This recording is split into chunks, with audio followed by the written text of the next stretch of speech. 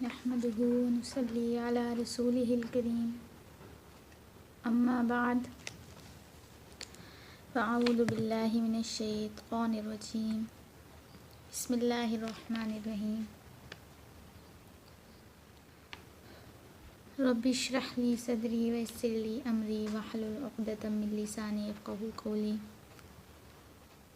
ربي يسر ولا تعسر وتممه بالخير السلام علیکم ورحمۃ اللہ وبرکاتہ۔ قال النبی صلی اللہ علیہ وسلم انما الاعمال بالنیات۔ ہمارے نبی حضرت محمد صلی اللہ علیہ وسلم نے فرمایا اعمال کا دار و مدار نیتوں پر ہے، یا پھر ایسے کہیں سارے عمل نیت سے ہیں۔ تو اس حدیث کا شان ورود یہ ہے، شان ورود کہتے ہیں کہ جس کی وجہ سے حدیث وارد ہوئی، کہ کیا وجہ تھی کہ آپ صلی اللہ علیہ وسلم نے یہ والے الفاظ مبارک ارشاد فرمائے۔ تو اس حدیث کا جو ہے وہ شان ورود یہ ہے کہ آپ صلی اللہ علیہ وسلم کے دور میں جب صحابہ کرام رضی اللہ عنہم نے ہجرت کی تو بہت سے جو لوگ تھے وہ ہجرت کرنے سے رہ گئے۔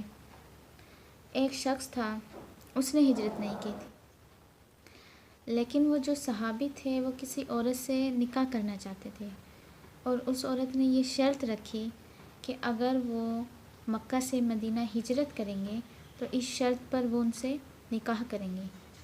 لہٰذا ان صحابی نے اس نیت سے مکہ سے مدینہ ہجرت کر لی۔ تو جب میرے اور آپ کے آقا حضرت محمد صلی اللہ علیہ وسلم کو یہ والی بات معلوم ہوئی تو انہوں نے یہ الفاظ ارشاد فرمائے کہ انما الاعمال بالنیات، اعمال کا دار و مدار نیتوں پر ہے۔ ہر شخص کے لیے وہی ہے جس کی اس نے نیت کی۔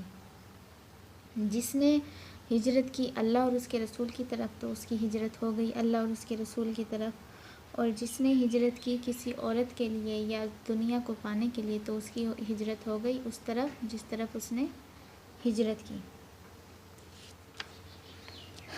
تو لہٰذا امام بخاری رحمۃ اللہ علیہ جو کہ مصنف ہیں بخاری شریف کے، انہوں نے اپنی کتاب حدیث کی کتاب کا جو ابتدا ہے وہ اسی حدیث سے کی ہے کہ اعمال کا دار و مدار نیتوں پر ہے۔ اب انسان اگر کوئی نیکی کا کام کرے تو اس میں اس کی نیت اللہ کی خوشنودی حاصل کرنے کی ہو تو اس پر اس کو ثواب ملے گا۔ اگر اس کی نیت اللہ کی خوشنودی حاصل کرنے کی نہیں تو ثواب کی بجائے وہ نیکی گناہ کا باعث بن جائے گی۔ اس کی سادہ سی مثال نماز ہے۔ جیسے کہ نماز کوئی شخص اس لیے پڑھے کہ لوگ اس کو نمازی کہیں گے، یہ تو بڑا نمازی ہے، تو پکا نمازی ہے، یہ تو اتنے اچھے طریقے سے نماز پڑھتا ہے، تو پھر اس نماز پر اس کو ثواب نہیں ملے گا، یہ ریاکاری ہو جائے گی۔ اس کی بجائے اگر وہ نماز اللہ تعالیٰ کی خوشنودی حاصل کرنے کے لیے پڑھے کہ اس پر اللہ کی اس کو رضا حاصل ہوگی، خشوع و خضوع کے ساتھ نماز پڑھے کہ اللہ کا حکم ہے، ہمارے نبی کا حکم ہے، نماز پڑھنا ہم پر فرض ہے، اس نیت سے اس کو نماز پڑھے تو اس پر اس کو ثواب ملے گا۔ اسی طریقے سے ایک حدیث میں آتا ہے کہ جو شخص نماز پڑھے ریاکاری کے لیے تو در حقیقت اس نے اللہ کے ساتھ مخلوق کو شریک ٹھہرایا، استغفر اللہ۔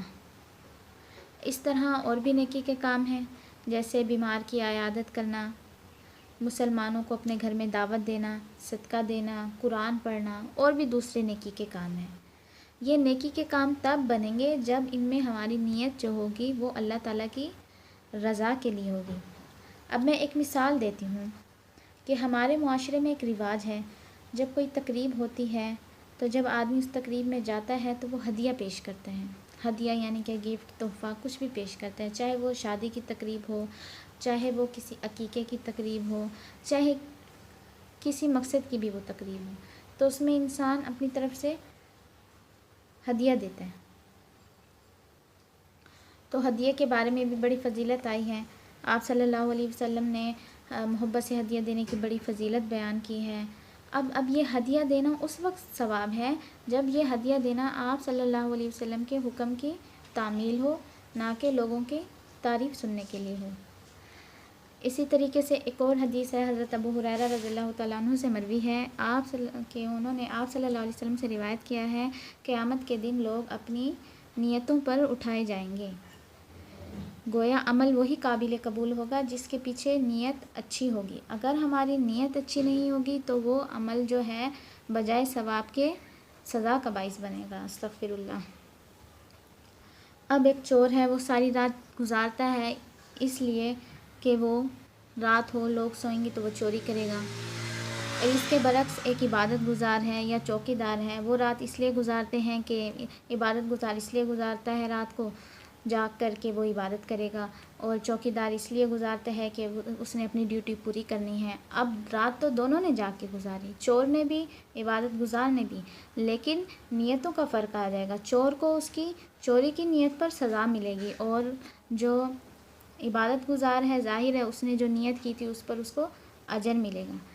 اسی طریقے سے اگر کوئی شخص یہ رات کو نیت کرتا ہے کہ میں تہجد پڑھوں گا انشاءاللہ، اس کی نیت بالکل ٹھیک ہوتی ہے، سچی ہوتی ہے، نماز پڑھنے کی نیت ہوتی ہے، لیکن وہ نیند کے غلبے کے باعث تہجد نہیں پڑھ سکتا، تو اس کی نیت پر اس کو ثواب مل جاتا ہے۔ ہمارے تمام کاموں میں ہم جتنے بھی اعمال کرتے ہیں ان میں ہماری نیتوں کا بڑا عمل دخل ہوتا ہے، تو لہٰذا ہر کسی کو چاہیے کہ جب بھی وہ کوئی نیک کام کریں تو وہ اپنی نیتوں کو پہلے درست کر لیں۔ اسی لیے علماء اپنی کتاب، حدیث کی کتاب یا کوئی بھی کتاب شروع کرنے سے پہلے اس حدیث کو لکھتے ہیں یا بیان کرتے ہیں کہ اعمال کا دار و مدار نیتوں پر ہے۔ اگرچہ یہ الفاظ ہمارے نبی کریم صلی اللہ علیہ وسلم کے بہت مختصر ہیں، لیکن اس کا مفہوم جو ہے وہ بہت جامع ہے۔ کل قیامت کے دن ایک قاری کو، ایک شہید کو، ایک سخی کو اللہ کے حضور پیش کیا جائے گا۔ اللہ تعالیٰ حکم دیں گے کہ روایات میں یہ بات آتی ہے کہ قیامت کے دن ایک قاری کو، ایک شہید کو، سخی کو اللہ کے حضور پیش کیا جائے گا۔ اللہ حکم دیں گے ان کو جہنم میں ڈالو، تو قاری بولے گا کہ یا اللہ میں نے تو ساری زندگی قرآن کی خدمت میں گزاری، قرآن پڑھ کر گزاری، قرآن لوگوں کو سنا کر گزاری، تو میرا یہ اس کا اجر یہ ہے کہ میں جہنم میں جاؤں۔ تو اللہ تعالیٰ فرمائیں گے اس پر تمہاری جو نیت تھی وہ تحسین کی نیت تھی، لوگوں کی خوشی حاصل کرنے کی نیت تھی، ریاکاری کی نیت تھی کہ لوگ تمہاری تعریف کریں گے، تم تو بہت اچھے قرآن پڑھتے ہو، تم تو بہت اچھی قرات کرتے ہو، تو جس کی تم نے نیت کی وہ تمہیں مل چکا، اب آخرت میں تمہارا کوئی حصہ نہیں۔ اسی طریقے سے شہید کے ساتھ یہ عمل ہوگا، شہید کو لایا جائے گا تو کہیں گے یا اللہ میں نے تو شہادت کا رتبہ حاصل کیا۔ اللہ تعالیٰ اس سے فرمائیں گے کہ تمہاری جو نیت تھی کہ یہ تھی کہ لوگ تمہیں شہید کہیں کہ تو بہت اچھا شہید تھا، شہادت حاصل کرنا چاہتا تھا، لیکن تمہاری نیت لوگوں کی تحسین حاصل کرنے کی تھی، جو تم نے چاہا وہ تمہیں مل چکا، اب آخرت میں تمہارا کوئی حصہ نہیں۔ تو لہٰذا ہم سب کو اپنی نیتوں کو درست کرنا چاہیے۔ اللہ پاک آپ کو بھی، مجھے بھی، ہم سب کو اپنی نیتیں درست کرنے کی توفیق عطا فرمائے۔ جزاک اللہ خیرا۔ السلام علیکم۔